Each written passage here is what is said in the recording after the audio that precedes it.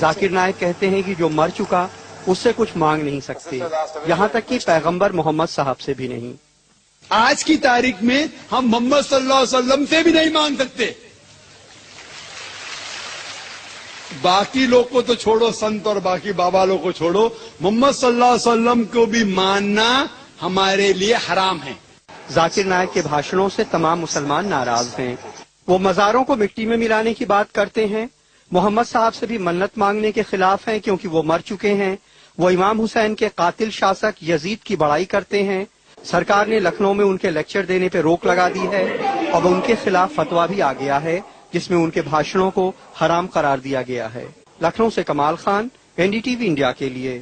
اتنی بے ادبی پہ عرض کیا باری تعالیٰ یہ کتنا بڑا گناہ ہے۔ فرمایا سنو ان تحبط اعمالکم وانتم لا تشعرون، اتنے درجے کی اتنی مقدار کی بے ادبی کر دی تو یہ اتنا بڑا گناہ، اتنا بڑا جرم اور اتنا بڑا کفر ہوگا کہ تمہارے سارے اعمال آنن فانن ضبط اور بیکار کر کے دوزخ میں پھینک دیے جائیں گے۔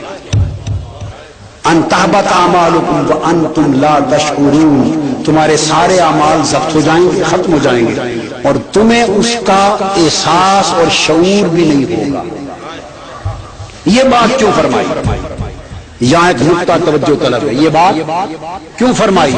شعور بھی نہیں ہوگا، لکھنے والے تیزی سے لکھ کے گزر جاتے ہیں، پڑھنے والے پڑھ کے گزر جاتے ہیں، کہنے والے کہہ کر گزر جاتے ہیں، نہیں مگر یہاں بھی رک کر ذرا رک کر سوچ لو۔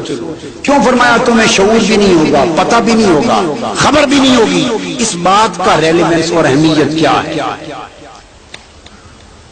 پتہ بھی نہیں چلے گا۔ اچھا بھئی پتہ چلنے اور نہ چلنے سے فرق کیا پڑتا ہے؟ اس کو سمجھ لیں تو بات سمجھ میں آ جائے۔ فرق یہ ہے کہ اگر پتہ اعمال ضبط ہو گئے وانتم تشعرون اور تمہیں سمجھ آ گئی، تمہیں سمجھ آ گئی کہ میرے اعمال ضبط ہو گئے، تو پھر تو آپ سوئیں گے نہیں، آپ تو اسی وقت رو پڑیں گے، گریں گے، سجدے کریں گے، توبہ کریں گے، معافی مانگیں گی، وہ عمل چھوڑ دیں گے، اللہ سے توبہ کر کے معافی دے کے پھر راہ راست پہ چل پڑیں گے۔ اگر پتہ چل جائے تو اس کا فائدہ یہ کہ میرے اعمال تو ساری زندگی کے برباد ہو گئے۔ جس کو یہ پتہ چل جائے وہ مسلمان آرام سے سوئے گا، ایک رات بھی نکالے گا نہیں، وہ تو گڑ گڑائے گا، روئے گا، چیخے گا، مان مرے گا، توبہ کر لے گا، اور جب توبہ کرے گا اللہ معاف کر دے گا۔ جب توبہ کر لے گا اللہ اس کا وطیرہ ہے معاف کر دے گا۔ مگر فرمایا ایک وہ کفر ہے جو معاف کر دیتا ہوتا، اور جس کو معاف کرنا ہوتا ہے اس کو پتہ چلنے دیتا ہوں کہ یہ کفر کر بیٹھا، اسے خبر ہونے دیتا ہوں، اسے شعور ہونے دیتا ہوں، اسے پتہ چلنے دیتا ہوں تاکہ اسے پتہ چلے یہ معافی مانگے، توبہ کرے اور میں معاف کر دوں۔ یہ ایک سلسلہ ہے، اور جس کے بارے میں طے کر لوں کہ اس بدبخت کو معاف ہی نہیں کرنا، اس بدبخت کو معاف ہی نہیں کرنا۔ ارے میرا انکار کر لیتا، میری بارگاہ میں نازیبا بات کر دیتا، مجھ سے معافی مانگتا، معاف کر دیتا، یہ بدبخت میرے محبوب کو گستاخ ہوا ہے، میرے محبوب کی بارگاہ میں گستاخی کی، میرے محبوب کے برابر بننا چاہتا، میرے محبوب کا ہمسر بننا چاہتا، میرے محبوب کی شان معظمہ گٹانے کا سوچنا چاہتا ہے۔ اس کی جرت اور ایسوں کو بھی معاف کر دوں توبہ کے بعد، ہائے ہائے یہ بات اگلی سننے والی۔ اللہ پاک نے فرمایا تو اگر پتہ چل جائے اس کے کہ میں لٹ گیا تو وہ توبہ کر لے گا، اور توبہ کر لے گا معاف کر دوں گا۔ مگر جو میرے محبوب کا گستاخ ہے اس بدبخت کو معاف نہیں کر سکتا۔ تو اس کا طریقہ کیا ہے کہ نہ وہ توبہ کرے،